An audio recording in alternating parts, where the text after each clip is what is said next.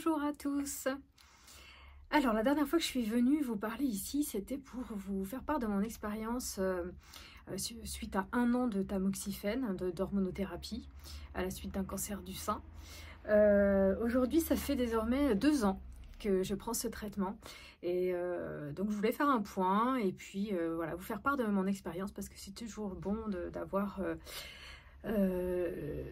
pouvoir entendre l'expérience des unes et des autres, bien que on soit toutes différentes en termes d'effets secondaires ou de tolérance aux médicaments.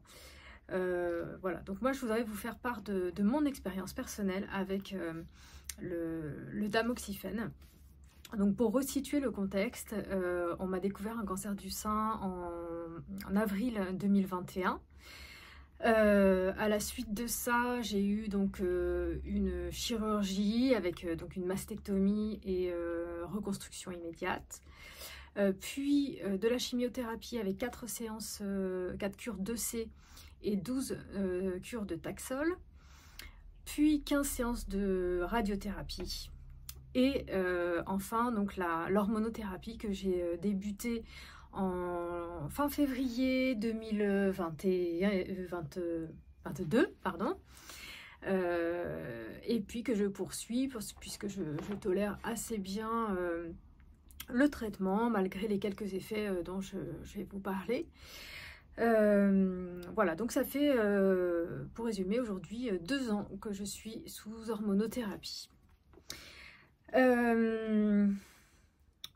Alors pour rappeler un petit peu les débuts du traitement, donc c'est vrai que j'avais très peur de la prise de ce médicament, j'avais peur des effets secondaires. C'est vrai qu'on entend beaucoup de choses sur les réseaux sociaux, sur internet, on entend aussi les expériences des unes et des autres, et puis parfois ça nous fait peur parce qu'on entend beaucoup de choses et c'est vrai que comme on est toutes différentes, et il y en a qui tolèrent très bien, il y en a d'autres qui tolèrent pas bien du tout. Donc j'avais très peur et bon, malgré tout, comme j'avais pas vraiment le choix hein, puisque ça fait partie du traitement, et j'ai débuté ce cachet donc de tamoxifène. Comme j'avais très peur, j'en ai parlé à mon oncologue et je lui ai demandé s'il était possible de ne prendre que la moitié le matin et la moitié le soir, déjà pour voir comment j'allais tolérer le cachet, le médicament. Donc c'est ce que j'ai fait, j'ai commencé par prendre une moitié le matin. Rien ne s'est passé, rien ne s'est produit. J'ai pris la moitié du cachet et puis ma journée s'est poursuivie tout à fait normalement. Donc j'ai eu moins d'appréhension à prendre la seconde moitié du cachet le soir. Rien ne s'est produit non plus. Donc j'ai poursuivi avec un demi-cachet le matin, un demi-cachet le soir. C'était plus psychologique qu'autre chose. L'essentiel était de prendre l'entièreté du cachet sur la journée. Et puis bien sûr, j'avais l'accord de mon oncologue pour faire ça, pour commencer. Ensuite, une fois que j'ai vu que tout se passait bien, hein, je pense que j'ai dû faire ça pendant 2 ou 3 mois, et bien j'ai pris mon cachet entier de tamoxifène le matin au petit déjeuner et voilà, et j'ai poursuivi ce traitement. Alors les effets secondaires ont apparu sur la durée.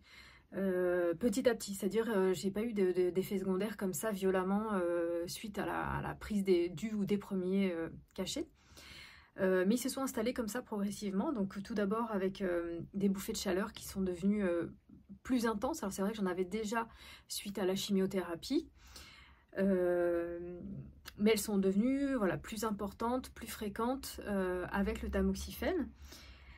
Les troubles de l'humeur aussi qui se sont installés. Alors l'humeur, je ne sais pas si c'est vraiment le bon terme, mais plus une sorte de mélancolie. Mélancolie et puis peut-être un peu moins l'envie, un peu de démotivation, l'impression d'être un peu en dehors du monde. Voilà, donc ça s'est vraiment amplifié, enfin développé, amplifié au début du tamoxifène. Ensuite, le changement constaté dans ma morphologie, donc sans prise de poids réelle, ou peut-être 1 ou 2 kilos, mais plutôt un vrai changement de morphologie, c'est-à-dire de la graisse qui s'installe au niveau des cuisses, des hanches, du ventre, de la cellulite et de la rétention d'eau. À ce moment-là aussi, j'ai repris le travail à mi-temps thérapeutique, tout en essayant de gérer les effets secondaires et puis la reprise d'une activité professionnelle qui est pas évidente après une expérience comme un cancer et le traitement qui va avec. Ensuite, en termes d'effets secondaires, il y avait aussi les troubles du sommeil. C'est vrai que j'avais pas mal de difficultés à dormir d'une traite toute une nuit. Donc bien sûr, j'en ai parlé à mon oncologue qui a pu traiter assez rapidement ce problème de sommeil avec un traitement médicamenteux léger. Donc en termes de sommeil, ça s'est pas trop mal passé. Et puis au bout d'1 an, j'ai commencé à aller à la piscine, donc à nager. Alors faire de la natation, ce serait beaucoup trop prétentieux, mais au moins à nager, donc avec une planche et des palmes, voilà, des lunettes. Et donc j'ai commencé à faire ça, à aller à la piscine 2 ou 3 fois par semaine. En plus du sport que je faisais déjà à côté, donc beaucoup de marche, un petit peu de course à pied, un petit peu de yoga, voilà. Enfin, j'essayais de faire un mix de tout ça.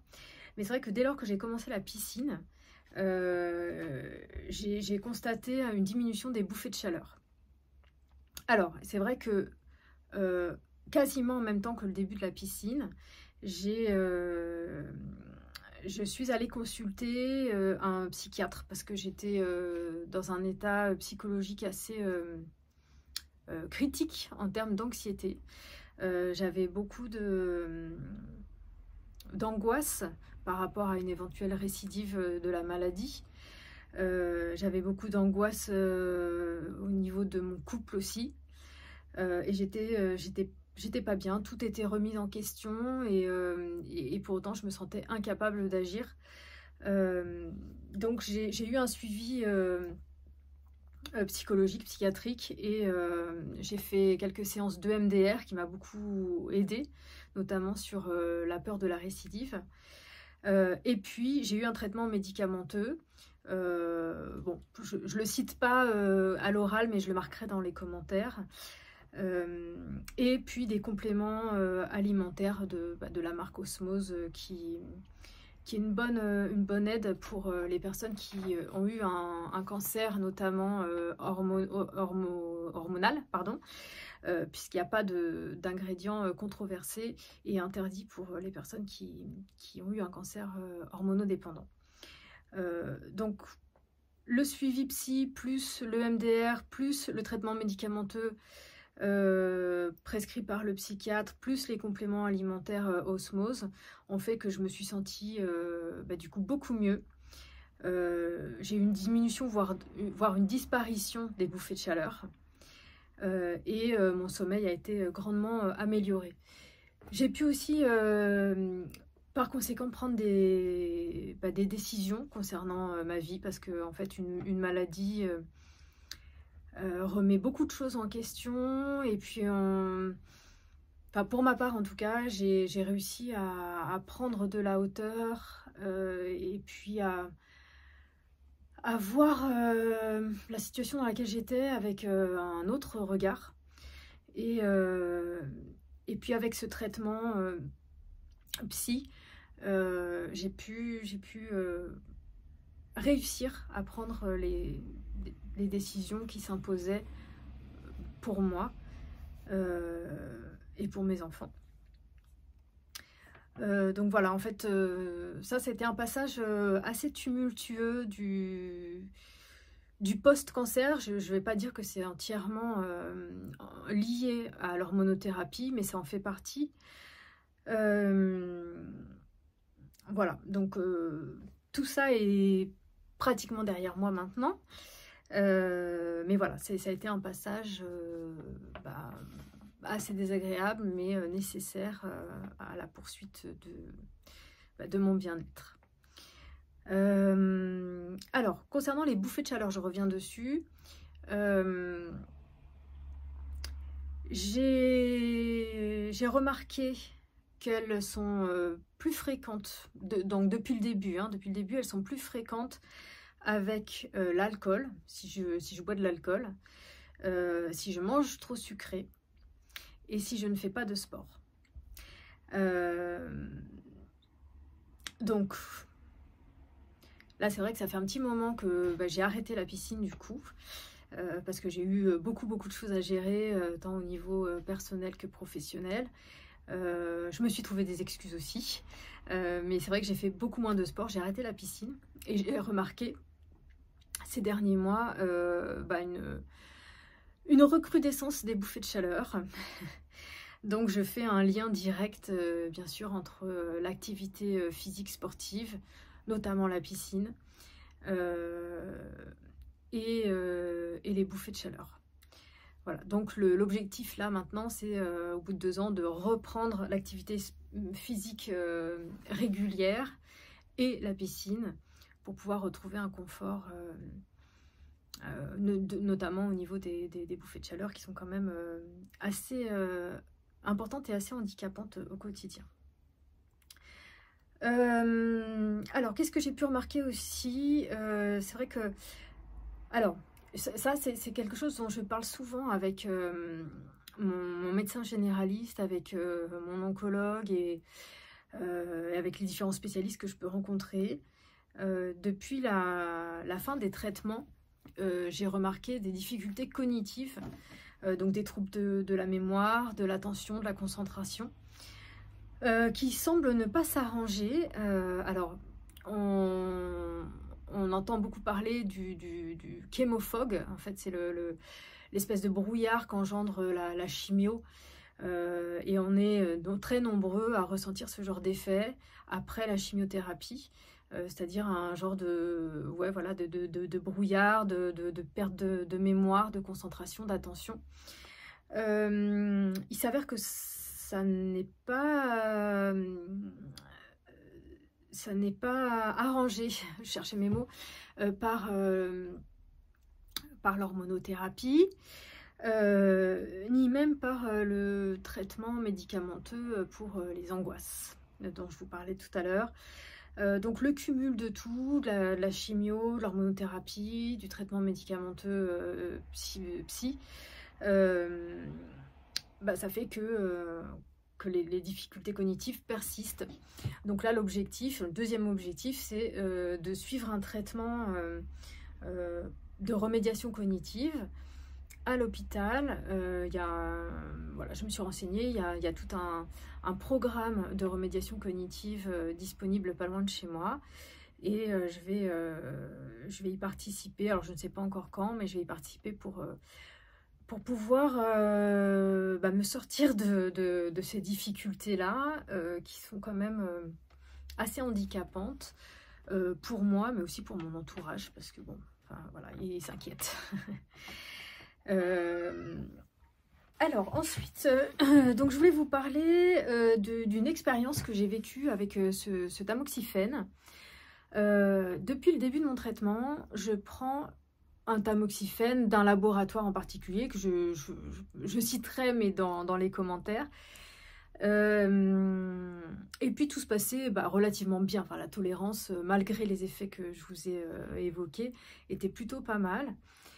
Cela dit, il y a 2 mois de ça, 3 mois, allez on va dire 3 mois, ce tamoxifène de ce laboratoire-là n'était pas disponible à ma pharmacie habituelle. Donc, on m'a proposé un tamoxifène d'un autre laboratoire que j'ai accepté, puisqu'on m'a dit la molécule est la même, pas de panique, c'est pareil.